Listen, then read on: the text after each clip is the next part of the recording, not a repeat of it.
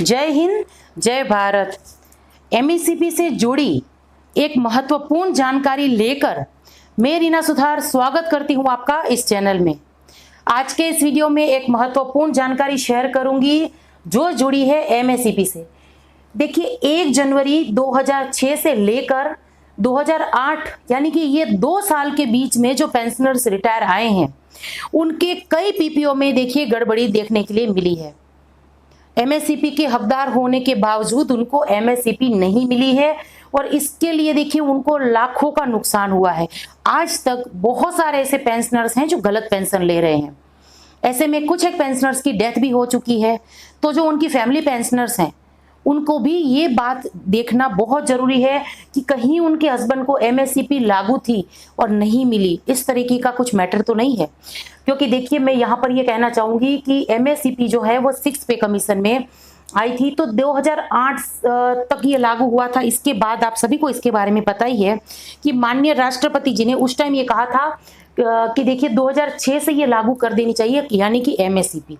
तो इस तरीके का ये कुछ मैटर है। तो इस वजह से देखिए 2006 से लेकर 2008 के बीच जो 2 साल के बीच में जो रिटायरीज आए हैं उनमें से बहुत सारे ऐसे वेटरन्स हैं जिनके पीपीओ में ये गड़बड़ी देखी जा रही है।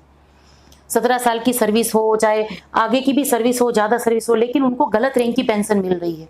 ऐसे में उनको सही जानकारी होना बहुत जरूरी है और साथ ही में उनको कुछ एक कार्रवाई करनी है, उसके बारे में आज के इस वीडियो में बात करेंगे।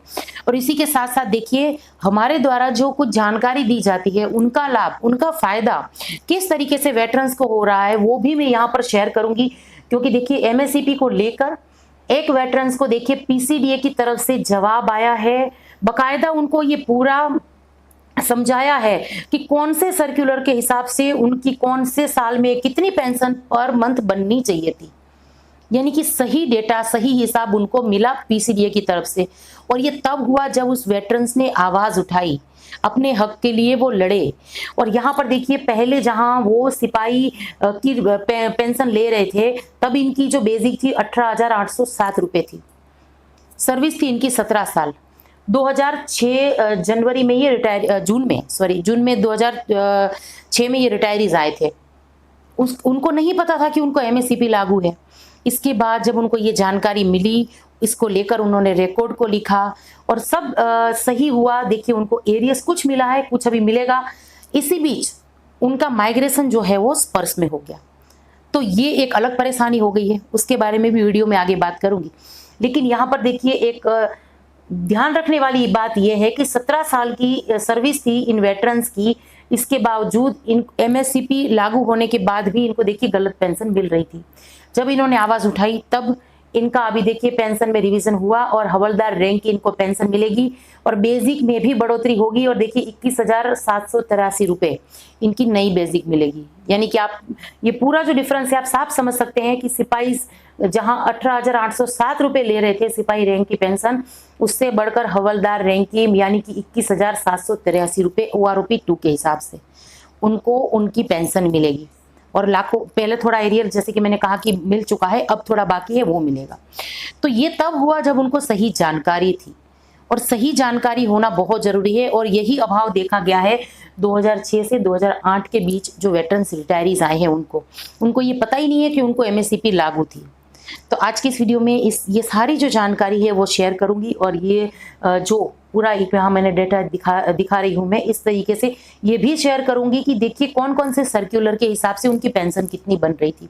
इससे देखिए आप लोगों को भी हेल्प मिलेगी। और मैं फिर से कहना चाहूंगी, अगर थोड़ा सा भी डाउट्स है इसको लेकर तो आप इसको लेकर जरूर से बात करिए। सीपी ग्राम पर कॉल करने से बहुत जल्दी इसका रिस्पॉन्स मिलता है, जवाब आता है। चाहे आपको बैंक की तरफ से कुछ परेशानी है, चाहे पीसीडीएस की तरफ से है, स्पर्श की तरफ से है, सीपी ग्राम एक कंप्लेन पोर्टल है जिसके माध्यम से बहुत जल्दी सुनवाई होती है और हमारी जो परेशानी होती है वो दूर होती है। इनको क्योंकि न्याय मिला है सीपी ग्राम के माध्यम से ही। तो चलिए, पहले जो इनको पीसीडीए की तरफ से जवाब आया पहले मैं वो शेयर करती हूँ।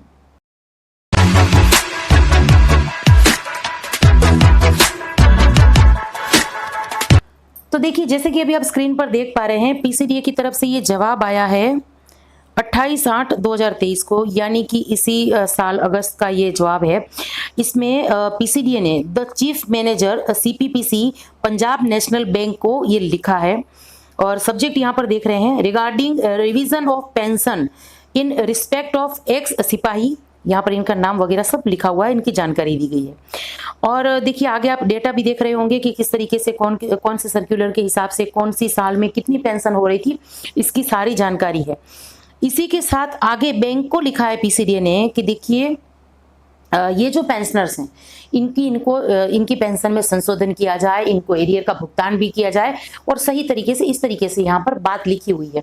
इसी के साथ जो ये वेटरन्स है इनको भी कहा गया है कि आपकी जो बैंक है यानी कि जो आपकी पेंशन डिस्ट्रीब्यूशन एजेंसी है इसको आप कांटेक्ट करिए, आप आपकी बैंक के पास जाइए, जहाँ से आपकी जो बैंक ब्रांच है यहाँ पर जाइए और आपकी जो समस्या है इसको बताइए, ये लेटर भी बताइए। लेकिन देखिए अब यहाँ पर एक समस्या ये आ गई, अब आपने अभी स्क्रीन पर ये लेटर देखा, कोई समस्या नहीं है। 2023 का अगस्त का ये लेटर है, पीसीडीए ने बैंक को लिख दिया। अभी ये चल रहा है 10वां महीना यानी कि अक्टूबर। 8वें महीने में बैंक के पास ये चला गया था ये पूरा लेटर कि आप जो ये वेटरन्स है इनके साथ इनके एमएससीपी में कुछ गड़बड़ी थी, इनको सही तरीके से सही रैंक की पेंशन नहीं मिल रही थी, तो उसको रिवाइज करिए। ये लेटर पीसीडीए ने अगस्त महीने में ही भेज दिया था, इसके सीपीपीसी को मिल गया था। इसके बाद भी उन्होंने कोई एक्शन नहीं किया, कुछ भी नहीं किया। अब आप देखिए अब मामला कहाँ फंस गया। इसी बीच जो ये वेटरन्स है इनका जो माइग्रेशन है वो स्पर्श में हो गया। अब इनको ये परेशानी आएगी कि अब स्पर्श क्या कहे, अब बैंक में जाएंगे तो बैंक ये कहेगा कि अब तो आपका माइग्रेशन जो है वो स्पर्श में हो गया, आपकी पेंशन स्पर्श क्रेडिट करेगी, तो ये जो आपका एरियर बन रहा है ये स्पर्श देगी।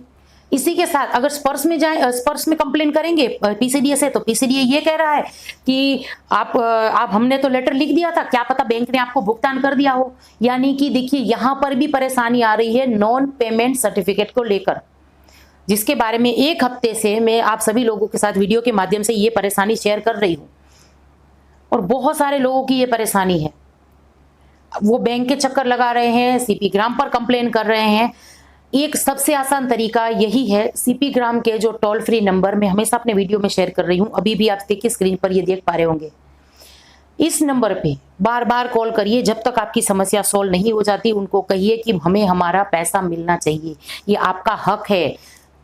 बार बार कंप्लेन नहीं करेंगे तो आपकी कोई भी सुनवाई नहीं होगी।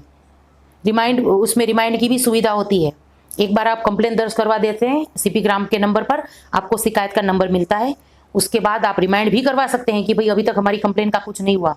एक बार कंप्लेन करने के बाद 10 दिन के बाद फिर से कंप्लेन करिए, फिर से बात करिए उनसे, एक हफ्ते के बाद फिर से बात करिए। जब तक आपका पैसा आपके पास नहीं आ जाता आपको परेशानी तो होगी इस तरीके से। यहाँ पर देखिए पूरा इन्होंने जब इन्होंने कंप्लेन की पीसीडीए से, तो देखिए पीसीडीए का जो जवाब आया, जो अभी वीडियो में आगे मैंने शेयर किया, तो इसमें देखिए 17 साल की सर्विस में जो इनको एमएससीपी लागू थी, यानी कि हवलदार रैंक की जो इनको पेंशन मिलनी थी, कब कब कितनी होनी थी, वो सारा भी पीसीडीए ने कैलकुलेट करके दे दिया था। इसके बाद भी बैंक को तकलीफ हो रही थी पेमेंट करने में। यहाँ पर देखिए 1/7/2014 से लेकर 13/12/2015 यानी कि OROP 1 के टाइम जो ये सर्कुलर नंबर 555 आया था 4/2/2016 को, तो इसमें देखिए इसके हिसाब से पर मंथ इनकी जो पेंशन है ये होनी चाहिए थी 7,598 रुपए के आसपास। ठीक है, तो वो उनको नहीं मिली क्योंकि जाहिर सी बात है कि वो गलत रैंक की पेंशन ले रहे थे और इसकी जानकारी उनको थी ही नहीं। इसके बाद देखिए 19,527 रुपए पर मंथ इनको मिलने चाहिए थे 1/7/2016 से लेकर 30/6/2019 तक, यानी कि 7th पे कमीशन का जो रिवीजन हुआ उसमें, यानी कि सर्कुलर नंबर 570 जो 31/10/2016 को आया था। और इसके बाद 21,783 रुपए पर मंथ, यानी कि ये OROP 2 की हवलदार रैंक की पेंशन है, वो मिलनी चाहिए अभी इनको 1/7/2019, यानी OROP 2 का जब रिवीजन हुआ तब से लेकर अभी तक का। सर्कुलर नंबर 666 20/1/2023 ये इनको जब ये सर्कुलर लागू किया था, ये उसकी डेट है। तो पीसीडीए ने विस्तार से इसके बारे में यहाँ पर बताया कि कौन से साल में कितनी आपकी जब पे रिवीजन हुआ तब आपकी पेंशन कितनी होनी चाहिए थी, सब कुछ तो कैलकुलेट करके दे दिया था। इसके बाद बैंक ने देखिए डिले किया, 2 महीने का वक्त लगाया और इसी बीच इनका माइग्रेशन जो है वो स्पर्श में हो गया।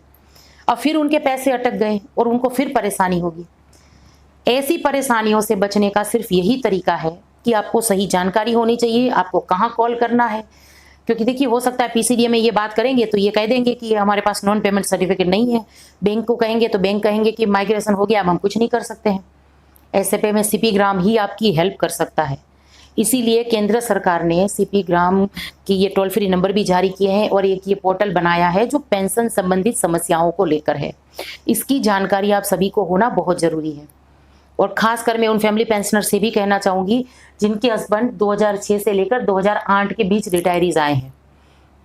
अपनी पीपीओ में चेक करिए, आपके हस्बैंड का जो पीपीओ आपके पास पड़ा होगा, ये मैं फैमिली पेंशनर्स के लिए कह रही हूँ, उनमें चेक करिए कि कहीं गलत रैंक की तो पेंशन नहीं उन्होंने भी ली, और इसके हिसाब से अगर आपका पीपीओ फैमिली पेंशनर का पीपीओ बना होगा तो आपकी पेंशन भी गलत होगी। ये सब चीज़ें बहुत ध्यान रखनी जरूरी है।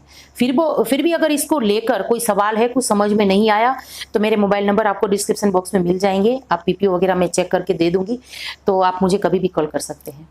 चलिए, ये थी एक महत्वपूर्ण जानकारी जो जुड़ी थी एमएससीपी से लेकर, इसलिए इसको लेकर आज के इस वीडियो में आई थी। बाकी इसको लेकर आपके जो भी विचार है कमेंट्स के जरिए जरूर से शेयर करिएगा, और वीडियो यूजफुल लगे तो लाइक और शेयर करना ना भूलिएगा। और मेरे चैनल पे नए हैं तो चैनल से जुड़ने के लिए चैनल को सब्सक्राइब कर दीजिएगा। इसी के साथ आज के इस वीडियो से विदा लेती हूँ। जय हिंद।